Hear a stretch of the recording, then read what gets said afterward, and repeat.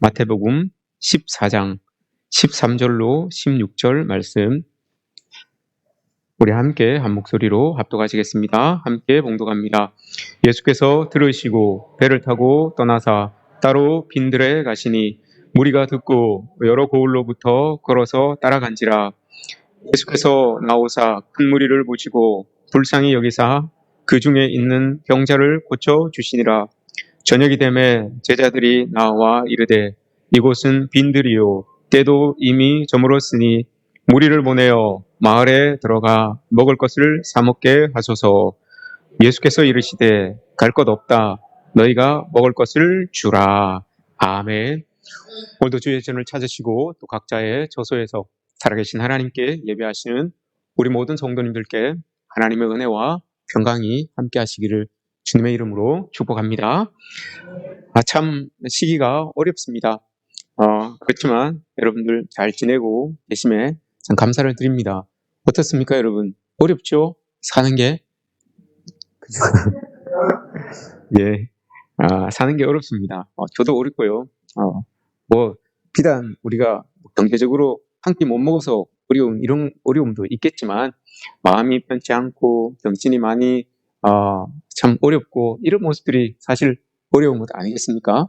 세계적으로 지금 어려움을 겪고 있어요.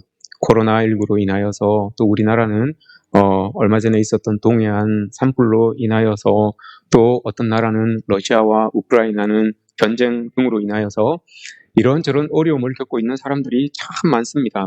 특히나 러시아와 우크라이나는 참 21세기를 사는 사람들이라고 말하기 어려울 정도로 전 근대적인 방법으로 전쟁을 자행하고 있습니다.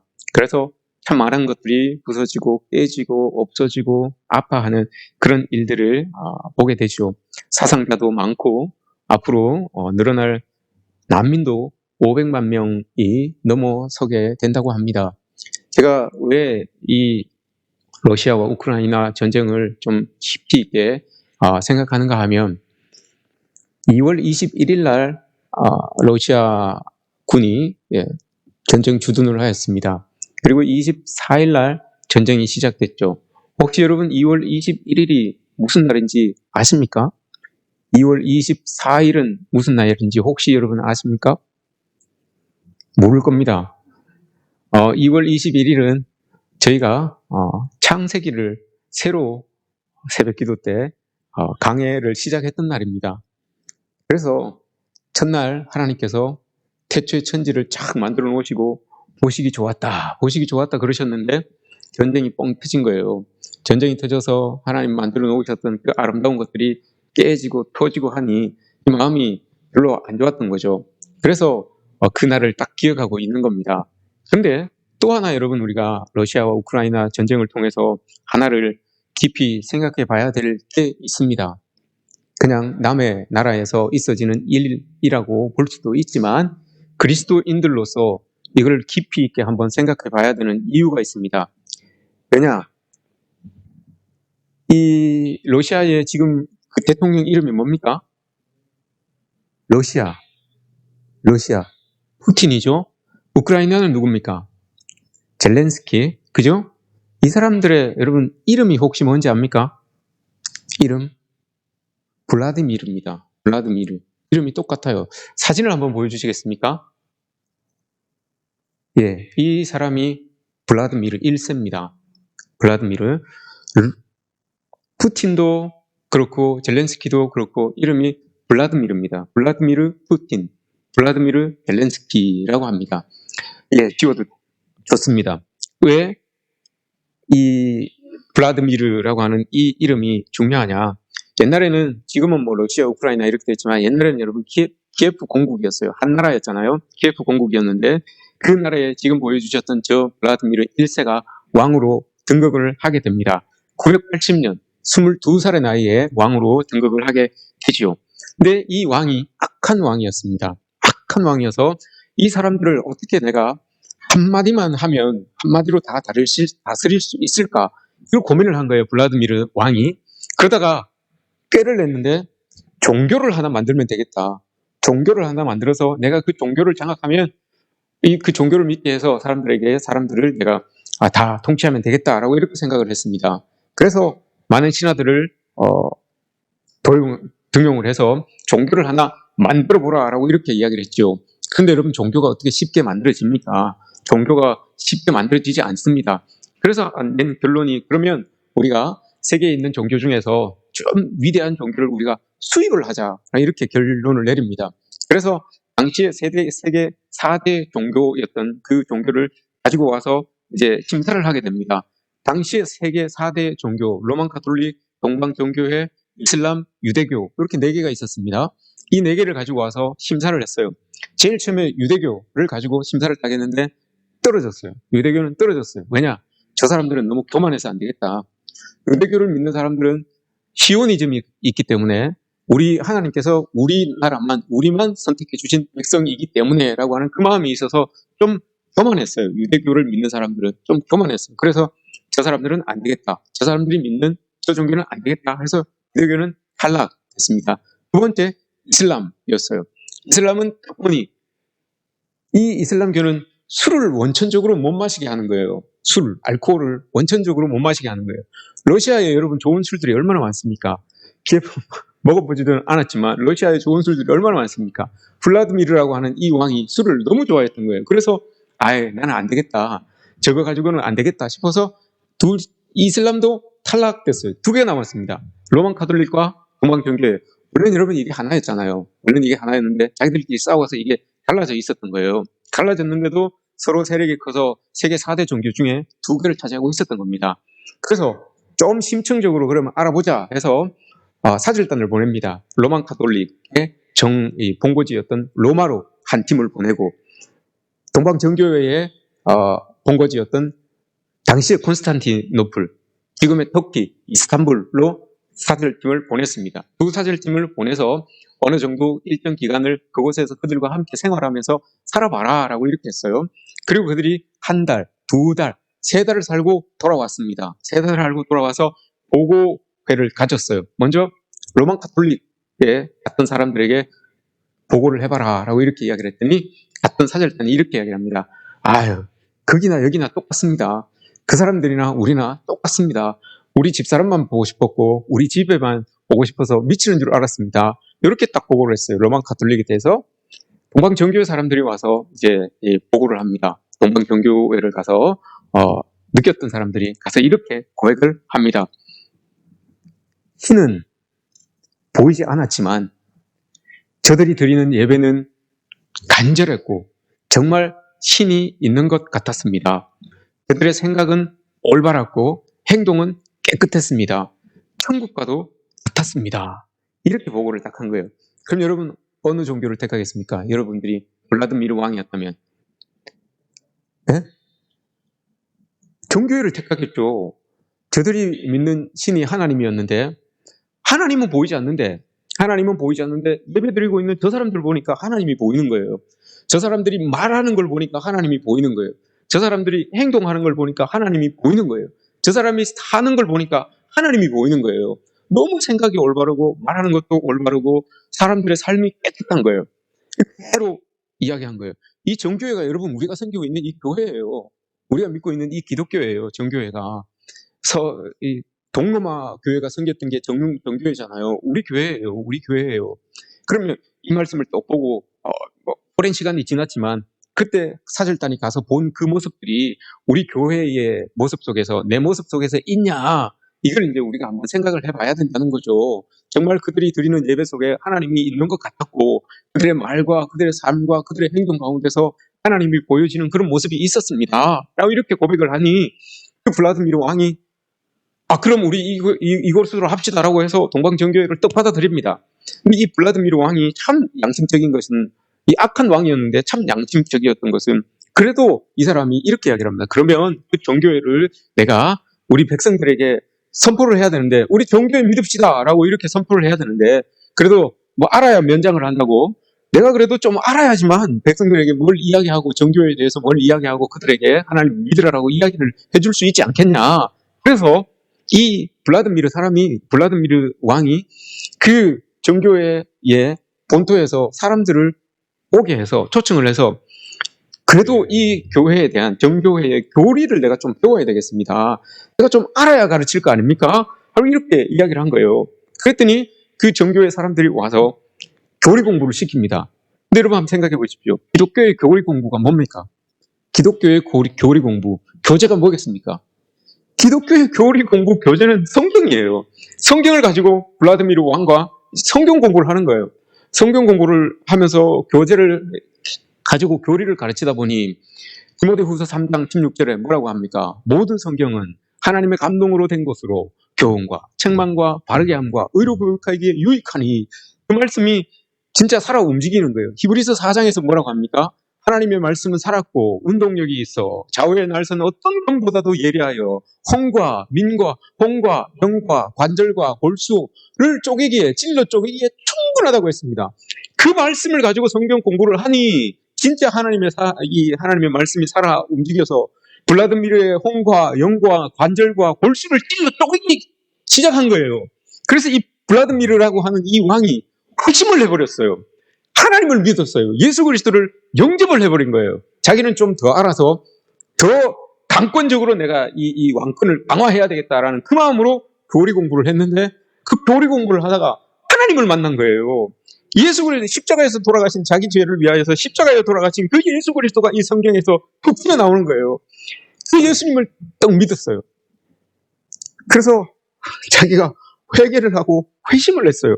하나님을, 내가 이래서는 안 되겠다 하고 해서 교리 공부를, 성경 공부를 무려 8년을 더 합니다.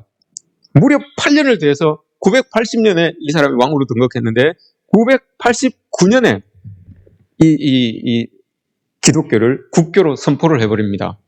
9년 동안 성경 공부를 한 거예요. 그 죄를 회심하고 하나님께 돌아와서 기독교를 국교로 탁 선포를 합니다. 한번 보십시오. 한 나라의 왕이 기독교인이 되면 많은 것들이 여러분 바뀌게 되어 있습니다. 정책과 모든 것들이 이 성경 안에서 나오는 것 아니겠습니까? 성경 안에서 나와서 그의 이 모든 이 사람들을 다스려가는 그런 이 방향이 성경 쪽으로 이렇게, 하나님 쪽으로 이렇게 틀어지게 되어 있어요. 근데 한번 생각해 보십시오, 여러분. 우리가 사회생활을 할 때, 또 직장생활을 할 때 작은 회사라도 그 사장님이 너희들 다 교회 다녀라고 하면 여러분 다 예 알겠습니다, 교회 다니겠습니다, 다 그럽니까? 여러분 회사 다니시는 분들, 사장님이 여러분들에게 나는 절에 다니니까 여러분 다 절에 갑시다 라고 하면 여러분 다 따라서 절에 갑니까? 분명히 그렇지 않을 거예요. 근데 이 블라디미르 왕이 국교로 선포를 했어요. 우리 이제 정교회 하나님을 믿는 사람들이 됩시다 라고, 이렇게 우리나라는 하나님이 이끄시는 나라가 될 줄로 나는 믿고 선포합니다 라고 이렇게 하니까 이 사람들이 여러분 다 거기에 동의를 해주는 거예요. 내가, 우리 왕이 저렇게 선포한 저 종교, 우리 왕을 변화시켰던 왕의 신이라면 나도 그 신을 믿고 따르겠다 라고 하면서 사람들이 다 그 동방정교회를 믿잖아요. 그래서 러시아가 여러분 복음화된 게 30년밖에 되지 않아요. 우리나라는 여러분 천주교까지 치면 250년이에요. 250년 동안도 그래도 기독교인이 여러분 25%밖에 안 되잖아요. 일본은 여러분 500년이에요. 복음이 들어간 역사가 500년이에요. 근데도 기독교가 여러분 몇 프로입니까? 0.3%잖아요. 거기에 비하면 러시아는 여러분 이런 일은 있을 수가 없는 거예요. 30년 만에 거의 98% 이상의 사람들이 하나님을 믿는 그런 민족으로 거듭난 거예요. 이게 일반 역사에서 블라디미르 왕을 여러분 아주 높이 쳐주는 사건들이 있는데, 그게 중에 하나가 이 블라디미르 왕이 최초로 사회복지제도를 만든 사람이에요. 사회복지제도. 왜 사회복지제도를 만들었겠습니까? 가난한 자, 작은 자, 아픈 자, 힘든 자, 이 사람들, 힘없는 자, 소외되는 자, 이 사람들을 국가에서 먹여 살리겠다는 거예요. 그게, 그 정책이 여러분 어디에서 나왔겠습니까? 하나님 말씀에서 나온 거예요. 예수 그리스도의 마음이, 예수 그리스도의 사역이 그러했거든요. 예수님의 마음이 작은 자, 가난한 자, 소외된 자, 아픈 자, 이런 자들에게 예수님의 마음이 계속 쓰였던 거예요. 계속 예수님이 그렇게 사역을 했던 거예요. 그러니 그 예수님을 받아들였던 이 블라디미르 왕의 정책이 그렇게 바뀐 거예요. 가난한 자들, 없는 자들, 힘든 자들, 소외된 자들, 이런 사람들을 사회에서 먹여 살릴 수 있도록 그렇게 사회보장제도, 사회복지제도를 첫 번째 시행한 왕이 이 블라디미르 왕이에요. 그리고 이 왕이 최초로 사형제도를 폐지합니다. 예수님께서 인간을 그렇게 존중하셨기 때문에 예수님에게 그 사람들의 생명이 달려져 있기 때문에 블라드미르 왕이 사형 제도를 폐지해버립니다. 이건 일반 역사에서도 높이 평가해주는 블라드미르 왕의 업적입니다. 이런 일들이 블라드미르 왕을 통하여서 일어나게 된 것이죠. 그래서 사람들이 이 블라드미르 왕을 존경하고 사내 아이를 낳으면 대부분의 사람들이 이름을 블라드미르라고 이렇게 붙여줘요. 그래서 푸틴도 그렇고 젤렌스키도 그렇고 그런 의미에서, 그런 이름의 의미를 가지고 부모님들이 그렇게 붙여줬겠죠. 하나님을 사랑하는 마음으로 예수의 마음을 가지고 작은 자, 가난한 자, 고아와 과부, 소외된 자들을 예수님의 마음으로 잘 이끌어 주었으면 좋겠다라고 하는 그런 마음을 담아서, 그런 소원을 담아서 블라드미르라고 하는 이름을 딱 붙여 주었을 것입니다. 블라드미르라고, 적어도 블라드미르라고 하는 그 이름을 사용할 때는 그 이름값을 하려면 인간 존중에 대한 마음이 있어야 되는 것이고, 작은 자 하나도 소중하게 생각할 수 있는 그런 마음이 있어야 되는 거예요. 그래야 이름을 준 자, 이름을 붙여준 자의 그런 이 의도와 또 그 이름을 가지고 있는 사람이 이렇게 정말 그 이름값을 하는 삶을 살게 되는 거죠. 왜냐하면 그 마음이 예수님이 가지고 계셨던 마음이거든요. 예수님이 가지고 계셨던 그 마음을 블라드미르 왕이 그대로 가졌고, 그 왕을 존중하는 사람들은 그 왕이 가지셨던 그 마음을 나도 그대로 가지고 싶다라는 그 마음으로 내 자식에게, 내 손자에게 그 이름을 붙여주는 이유인 거예요. 우리에게도 여러분 이 마음이 있어요. 우리도 여러분 예수님을 믿는 사람으로서 블라드미르가 가지고 있었던 그 이름과 같이 우리에게도 여러분 이런 마음이 있습니다. 인간을 존중하고 하나님께서 만들어 놓으신 생명을 소중히 생각하고 예수님께서 사역하였던 그 작은 자들, 소외된 자들, 힘없는 자들, 이런 사람들을 존중하며 보듬어 줄 수 있는, 높여줄 수 있는 그런 마음, 그게 여러분 우리에게도 다 있습니다. 여러분들에게 하나님께서 예수님을 믿을 때 여러분 우리는 그 마음을 동시에 다 가지게 되는 겁니다. 근데 여러분 우스갯소리로 이런 말을 하죠. 우스갯소리로 예수님께서 이 시대에 오셔서 아마 사역을 하셨으면 옛날만큼 사역을 못 하셨을 것이다 라고 이렇게 우스갯소리로 이야기를 합니다. 우스갯소리지만 웃지 못하죠. 왜 여러분 그럴까요? 왜냐? 작은 자들이 없어요.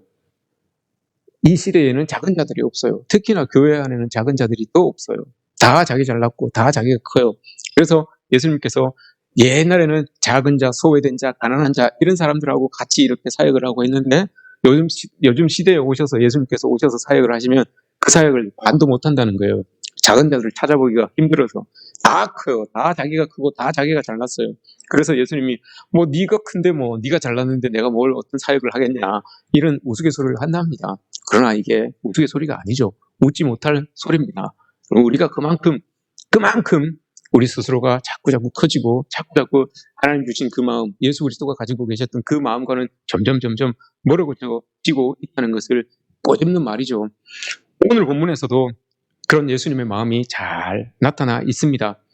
복음들을 여러분들이 이렇게 읽다 보면, 마태, 마가, 누가, 요한복음을 이렇게 읽다 보면 발견하는 것들, 느끼는 것들이 있어요. 첫 번째 발견하는 것들이, 왜 이때는 병자가 이렇게 많았을까? 계속 예수님 다니는 곳마다 병자들이 있어요. 병자들이 왜 이렇게 많았을까? 이거 한번 이렇게 느끼게 되는 것이고, 또 하나는 귀신 들린 자는 또 왜 이렇게 많을까? 이걸 또 느낄 수가 있어요. 사복음서를 이렇게 읽다 보시면 병자들도 많고 귀신 들린 사람들도 참 많아요. 그럼 왜 그런 일이 있을까요? 그럼 우리는 그렇게 생각하죠. 못 먹고 못 살 때는 우리나라도 다 그랬다. 우리나라도 못 먹고 못 살 때는 가난한 사람들 많고 병자들 많았고 귀신 들린 사람들도 많았다. 그렇게 생각하고 넘어갈 수가 있어요. 그러나 여러분, 예수님 당시의 상황을 우리가 좀 더 깊이 보면 이런 일, 희한하리만치 많은 이 병자들, 귀신 들린 자들이 많은 이유를 알 수가 있어요. 당시에 여러분 로마의 식민 통치를 받고 있었잖아요. 이 이스라엘이. 근데 보시면 로마에 의해서 학대를 참 많이 받았죠. 억압도 많이 받았습니다. 착취도 많이 당하였습니다. 그래서 굉장히 tip절했어요. 될 수 있으면 남자들은 다 군인으로 다 뽑아갔고 작은 아이들까지 군인 그걸 뒷바라지하는 수발하는 아이들로 다 잡아갔어요. 그리고 그 군량미를 조달하기 위하여서 이스라엘 백성들의 양식을 계속해서 지속적으로 약탈을 해갔어요. 그러니 먹을 게 없는 거예요. 사실 먹을 게 없는 그런 사람들이었어요. 일반 역사를 보시면 BC 4세기에 예수님 당시에 팔레스타인을 지배하였던 총독이 시리아 땅을 지배하였던 사람과 똑같아요. 바루스 총독이라고 하는데, 이 총독이 동시에 같이 이스라엘을 다스렸어요. 근데 이 바루스 총독이 그때 로마 반란군을 이스라엘에서 잡아서 처형을 했는데, 그건 아직도 역사 기록에 있어요. 갈릴리부터 십자가를 쭉 세웠어요. 갈릴리부터 나무 십자가를 쭉 세워서 10km 정도를 십자가를 쭉 세우고, 거기에 사람들을 양옆으로 다 십자가에 못 박았어요. 기록에 의하면 십자가를 만들 나무가 부족했다라고 이렇게 기록을 하고 있습니다. 그만큼 잔혹하게 유대 땅을 짓밟았던 사람들이 이 로마 사람들이었어요. 그 로마 사람들이 그런 이 와중에도 반란을 하는 사람들이 있었겠죠. 반란을 하는 사람들을 잡아가지고 한 번에 10,000명씩 이렇게 죽였던 그런 기록들이 있어요. 그러니 여러분 한번 생각을 해보십시오. 기록에 의하면 갈릴리, 가나, 가버나움 이쪽 지역을 다 합쳐봤을 때, 역사적으로 따져보면 가구 수를 감안해 봤을 때 적어도 한 가구당 1명은 끌려가서 죽거나 그들의 식량을 탈취당했던 그런 이 상황들이 있었다라고 이렇게 이야기를 합니다. 그럼 여러분 한번 생각해 보십시오. 우리 가정에서는 내 아들이 끌려갔고, 우리 가정에서는 내 남편이 끌려갔고, 우리 가정에서는 내 아버지가 끌려갔고, 그 아버지가 해야 될 자리, 내 아들이 해야 될 자리, 그 자리가 비게 되니 여러분 당연히 어린 자식들이 먹지 못해서 병 생기는 건 당연한 거예요. 그 끌려가서 죽게 되는 그 상황을 보면서 마음 아파하고 힘들어할 그 부모님의 마음은 여러분 당연한 거예요. 그런 상황 속에서 건강을 유지한다는 게, 그런 상황 속에서 여러분 제정신을 가지고 살아간다는 게, 이게 더 어려운 거예요. 제정신 가지고 산다는 게 더 어려운 거예요. 들려오는 소리가, 옆집에서 곡소리가 들려오죠. 내일은 저 집에서 또 곡소리가 들려오죠. 계속해서 울음소리가 들려오는 그 상황 속에서 제정신 가지고 살아간다는 게, 여러분 이게 쉬운 게 아니에요. 이게 당시 예수님이 활동하셨던 그런 상황이에요. 시대의 상황이에요. 근데 복음서에서 그런 상황들을 다 기록하지 않고 있으니, 오늘 본문에서도 5,000명이 이 들녘에 나와서 예수님의 말씀을 듣고 있다라고 이렇게 하니, 무슨 다들 소풍 나와서 하나님 말씀 듣는 것처럼 그렇게 생각하고 계시는데, 여러분 그게 아니에요. 내 아버지가, 내 아들이, 내 남편이 자식들 먹이기 위해서, 내 가정 먹이기 위해서 어떻게든 한 끼라도 먹여보려고, 살려보려고 그 당시에 예수님이 이적을 베푸시고 사람들을 치료해 주시고 기적을 베푸시고 자기들을 리드해 줄 수 있는 그런 사람으로 비춰졌기 때문에, 그래서 여러분 그 마음을 가지고 예수님 앞에 다 나온 거예요. 저 사람을 따라가면, 저 사람의 말씀대로 하면 우리가 살 수 있지 않을까? 우리의 어려운 상황들, 내 자식이 살아나지 않을까? 내 아버지가 돌아오지 않을까? 이런 기대감을 가지고 뭔가 다 거기에 나와 있었던 거예요. 내 가정을 먹이 살리기 위해서 애사는 마음을 가지고 이 남자들이 그 안에 다 나와 있는 거죠. 내가 한 끼 가지고 가서 내 딸들, 내 가족들 먹여야 되는데, 그 마음으로 여러분 이 남자들만 5,000명이라고 이야기하잖아요. 남자들이 다 나와서 앉아 있는 겁니다. 이 본문을 이렇게 읽으면서 여러분 우리는 이 마음에 애잔함이 탁 들어야 되는 거예요. 오죽하면 여러분 마가복음 5장에 군대 귀신이 나오잖아요. 예수님께서 그 군대 귀신을 꾸짖습니다. 꾸짖는데 나갈 때 네 이름이 뭐냐라고 이렇게 이야기를 하잖아요. 군대 귀신한테. 그러니 자기가 나는 군대 귀신입니다 라고 이렇게 이야기를 해요. 그래서 돼지떼에게 다 집어넣잖아요. 군대 귀신입니다 라고 이렇게 이야기를 합니다. 그 군대 귀신이 여러분 히브리 헬라어로 레기온이에요. 레기온은 로마 군단 이름이에요. 로마 군단. 오죽했으면 여러분 사람들이 그 로마 군민에 대한 트라우마가 있기 때문에 귀신까지도 로마 군대라는 귀신이 들 정도로 이 로마 군인에 대한, 로마 사람들에 대한 트라우마가 있었던 거예요. 그만큼 삶이 너무 어렵고 힘든 그런 이 삶을 살고 있었던 사람들이 이스라엘, 지금 예수님 곁에 있었던 사람들이에요. 이 사람들이 나와서 애잔한 마음으로 그곳에 앉아서 예수님의 말씀을 듣고 있다가 이제 먹고 살기 힘든 그런 상황 속에서 자신들을 리드해 줄 수 있는 분이 저분이다라는 그런 생각을 가지고 예수님 곁에 사람들이 다 모여 있었던 겁니다. 그때 예수님께서 마가복음 6장에서는 저들을 보시고 참 목자 없는 양 같다라고 이렇게 말씀하시죠. 마가복음 6장에서는 모여있는 사람들을 보고 목자 없는 양 같다. 의지할 것도 없고 그냥 그것은 다 죽을 것만 같고 누구에게 다 먹어질 수밖에 없는 그런 사람들처럼 예수님이 그들을 이렇게 보고 계셨던 거예요. 그때 예수님이 제자들에게 말씀을 하십니다. 너희가 먹을 것을 주라고 이렇게 말씀을 하십니다. 여러분 이 말씀을 들으면서 우리의 마음이 흔들려야 됩니다. 이 너희가 먹을 것을 주라라고 하는 이 말씀을 접할 때 우리 마음이 떨려야 됩니다. 거룩한 부담이 여러분 생겨야 됩니다. 왜 그렇겠습니까, 여러분? 이 말씀은 예수님께서 진실로 먹을 걸 줘라, 문제를 너희들이 해결해라, 먹을 걸 줘라, 이 의미도 담겨져 있었지만 이 말씀 안에는 여러분 예수 그리스도의 제자들을 향한 기대와 신뢰가 담겨져 있어요. 예수 그리스도의 제자들이라면 너희들 그렇게 말하면 안 된다, 이걸 이야기하는 거예요. 그 전에 제자들이 뭐라고 했습니까, 여러분? 제자들이 뭐라고 했어요? 저기 시장에 가서 사 먹고 오게 해야 될 것 같습니다 라고 이렇게 이야기를 해요. 그 소리를 딱 듣고 예수님이 뭐라고 합니까? 이 말씀하기 전에 너희가 먹을 것을 주라 라는 말 전에 뭐라고 합니까? 갈 것 없다 라고 이렇게 딱 말씀하세요. 예수님께서 여러분 이렇게 말씀하신 이유는 그거예요. 야, 최소한 너희들이 예수님의 제자라면 너희들 그렇게 말하면 안 된다, 이걸 이야기하는 거예요. 너희들 그렇게 말하면 안 된다. 너희들이 지금 저기 앉아있는 사람들의 상황을 모르냐? 저기에 앉아있는 사람들의 처지를 모르냐? 저 사람들이 못 사 먹어서 사 먹을 줄 몰라서 저기에 앉아있는 게 아니다. 집에서 싸울 게 있는데도 안 싸운 사람들이 아니다. 사 먹고 싶어도 가서 못 사 먹는 사람들이고 싸우고 싶어도 못 싸울 수밖에 없는 형편에 있는 사람들이다. 근데 너희들이 저 사람들과 너무 동떨어지게 그렇게 말을 하냐? 이 말을 하고 있는 겁니다, 예수님께서 지금. 가서 시장 가서 사 먹고 오게 하는 게 좋습니다 라고 이렇게 말하지만 너희들이 그렇게 말하면 안 된다, 이걸 지금 예수님 말하는 거예요. 예수님이 기대하는 건 그게 아니에요. 예수님이 제자들을 탁 불러 모으셨을 때, 제자를 선택하실 때 그런 기대를 가지고 선택하신 게 아니에요. 모든 기계들이 여러분 출고가 될 때 설정값이라고 기본값이 설정되어 있습니다.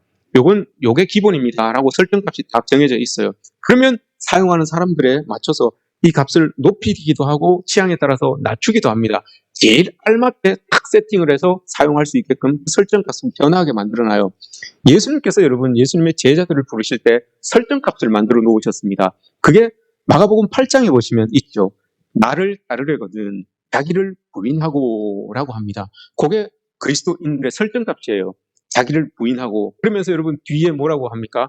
그 설정값을 상세하게 이렇게 만들어 놓으시는데, 오리를 가라 그러면 십리를 갈 줄 알아야 되고, 오른뺨을 탁 때리면 왼뺨을 올려댈 수 있어야 되고, 속옷을 달라고 하면 겉옷까지 내줄 수 있어야 되고, 대접받으려고 하면 먼저 대접을 해야 되고, 이게 여러분 예수님께서 자기를 따라오려고 하는 사람들에게 설정해 놓으신 설정값이에요. 이게 자기를 부인하고 라는 뜻입니다.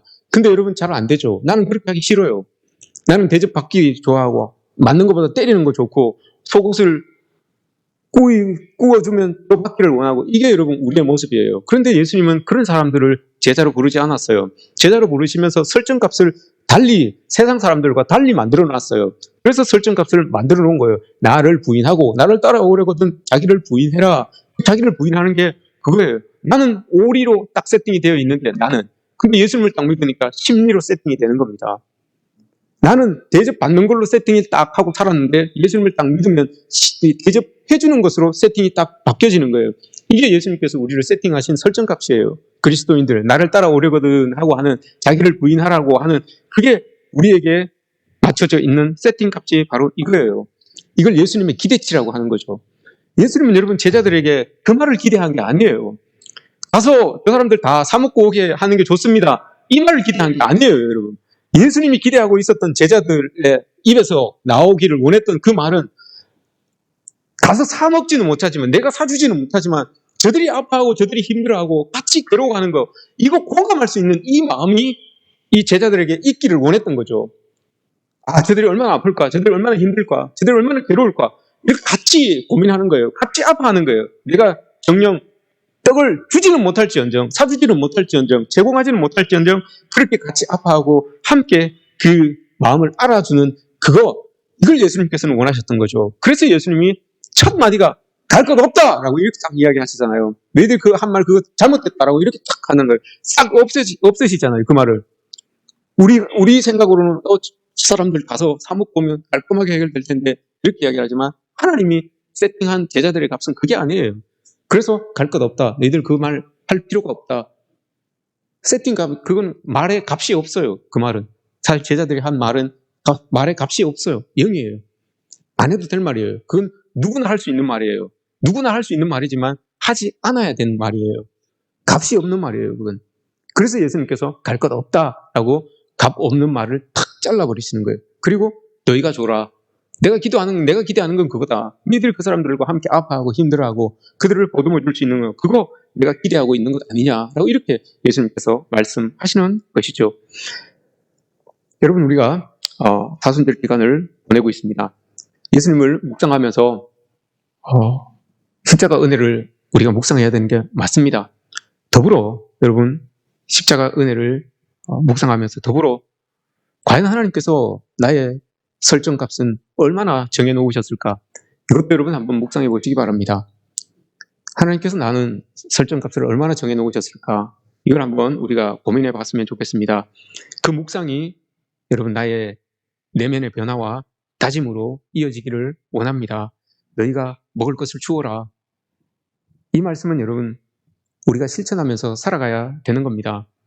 예수 믿는 사람은 그렇게 할 수 있고 그렇게 살아야 된다라고 하는 이 예수님의 기대가 담겨져 있는 거예요. 예수님이 제자들을 향한 그 신뢰가 이 말씀 안에 담겨져 있는 겁니다. 그냥 너희들이 먹을 걸 주어라 라고 하는 그 말 그냥 줘야 끝난다 이게 아니에요. 그 안에 기대가 담겨져 있어요. 예수님의 기대가. 예수님의 마음이, 예수님의 신뢰가 제자들이라면 이 정도는 이라고 하는 그 기대, 그 신뢰가 그 말씀 안에 이렇게 담겨져 있다는 것입니다. 여러분, 우리가 좋은 취지를 가지고 리모델링 공사를 잘 마쳤어요. 아름답게 잘 마쳤어요. 그러나 모두에게 만족할 수는 없을 겁니다. 누군가는 불평을 하고 불만을 할 거예요. 그래서 내가 했으면 더 잘했을 텐데, 이건 이렇게 했으면 더 좋았을 텐데, 저건 저렇게 했으면 좋았을 텐데. 여러분, 그런 말은 누구나 할 수 있는 말입니다. 그러나 하지 않아도 될 말입니다. 그건 값이 없는 말이에요. 값이 없는 말입니다. 다 해놓고 이건 내가 했으면 더 잘했을 텐데 더 잘할 수 있었겠죠. 이건 이렇게 했으면 더 좋았을 텐데 더 좋아할 수 있었겠죠. 그러나 누구나 할 수 있는 말이에요. 그러나 안 해도 될 말입니다. 우리가 그럼 한번 이 설정값을 이렇게 볼 때 이걸 한번 해보십시오. 여러분들이 내 말에 모니터를 한번 해보십시오. 내 행동에 리코딩을 한번 해보십시오. 우리가 이렇게 대화를 하거나 할 때 녹음을 이렇게 하죠. 녹음을 이렇게 해서 여러분 한번 탁 들어보십시오. 그러면 반응이 어떻게 나옵니까? 여러분들이 대화하는 여러분들의 뭔가를 이렇게 녹음을 해서 딱 들어봤어요. 여러분 뭐라고 처음에 탁 나오는 반응이 뭔지 아세요? 이거 내 목소리 맞나? 이렇게 해요. 맞아요, 여러분. 여러분 목소리 맞아요. 내 목소리 맞아요. 이게 구려요. 맞아요. 여러분, 내 목소리 맞아요. 누가 하겠습니까? 여러분, 영상을 이렇게 찍어보죠. 영상을 이렇게 찍어봅니다. 이거 나 맞아? 왜 그렇습니까, 여러분? 너무 넓어 보이죠, 얼굴이. 몸이 좀 너무 넓어 보이죠. 이건 내 얼굴 맞아? 이건 나 맞아? 그럼 맞아요. 자기 맞습니다, 여러분. 모니터링을 한번 해보십시오, 여러분. 내 말이, 내 행동이 얼마나 그 설정값에서 떨어져 있는지, 예수님께서 설정해 놓으신 그 설정값에서 떨어져 있는지, 그걸 여러분 한번 모니터링 해보십시오. 처음에는 그럴 거예요, 여러분. 이건 내 목소리 맞나? 내 모습 맞나? 맞아요, 여러분. 맞습니다. 내가 이야기한 거고, 내가 행동한 거예요. 그게 여러분 찍혀서 내 귀에 들리는 거예요. 맞아요. 예수님은 그걸 원하는 게 아니에요. 예수님은 네가 먹을 걸 줘라. 이렇게 이야기합니다. 예수님의 그 말씀 안에는 기대가 있어요. 기대. 나를 따라오는, 예수 그리스도를 따르는 사람에 대한 그 기대가 있어요. 신뢰가 있어요. 나를 따라오는 사람은 적어도 이 정도는 이라고 하는 그 기대가 있어요. 그 기대치에 비교해 봤을 때 설정값이 여러분 떨어져 있다면 그걸 조금씩 이렇게 이 사순절 기간에 조금씩 조절하여서 좀 올려줬으면 좋겠습니다. 그래서 하나님이 기대하는 만큼, 하나님께서 나를 신뢰하는 만큼 그 설정값을 가지고 우리가 이 땅을 살아갔으면 좋겠습니다. 그래서 우리의 믿음의 값도 자동적으로 올라갈 수 있는 그런 저와 여러분들의 삶이 되시기를 주님의 이름으로 축복합니다.